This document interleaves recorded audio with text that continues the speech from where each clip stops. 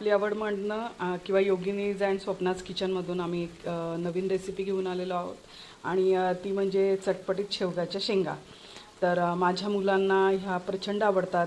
तसंच या खूप औषधी आहेत आणि या पद्धतीने केल्यात तर घरातले लहानांपासून मोठ्यांपर्यंत अगदी चवीचवीने खातात. म्हणजे शेवग्याची आमटी किंवा शेवग्याची रस्सा भाजी खूप जण करतात, ती छानच असते.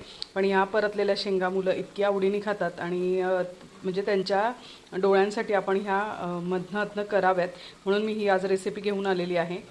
तर याच्यामध्ये जवळपास मी अर्धा किलो शेवग्याच्या शेंगा आणल्या होत्या.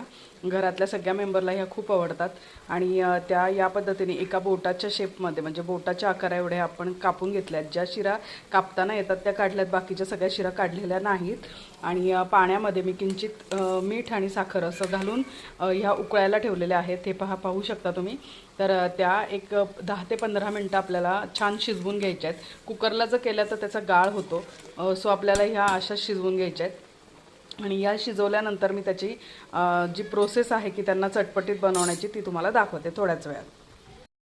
शेवग्याच्या शेंगा उकडून घेतल्या होत्या, ती प्रोसेस मी तुम्हाला दाखवली होती. आता मी त्या परतून घेणार आहे. सो तेल तापायला ठेवलेलं होतं आणि तेल तापल्यानंतर आपल्याला मस्त मोहरी, त्याच्यानंतर हिंग, थोडीसं हळद असं घालायचं आहे आणि मग शेंगा परतायच्या आहेत. आणि मग वरनं आपल्याला जो आवडतो तो मसाला घालू शकता, पण मी फक्त थोडासा गोडा मसाला आणि लाल तिखट इतकंच घालते.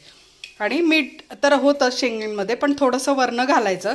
शेंग जेव्हा तोंडात घेतो ना ओढताना तेव्हा ती छान लागते. हे पहा, या उकडलेल्या शेंगा आपण फोडणीमध्ये छान परतून घ्यायच्या आहेत आणि त्या आता परतायला टाकल्या आहेत. आता याच्यावरनं मी थोडंसं तिखट, किंचित मीठ आणि गोडा मसाला असं घालणार आहे. म्हणजे त्या खूप छान चविष्ट अशा होतील. मुलं आवडीने खातात. म्हणजे नुसता जर वरण भात केलात कधी तर त्याच्यासोबत खा, छान लागतात या. आणि नुसत्याही खायला दिलात तरी मुलांच्या डोळ्यासाठी, आपल्या स्वतःच्या तब्येतीसाठी शेवगा हा खूप आरोग्यासाठी चांगला असा आहे.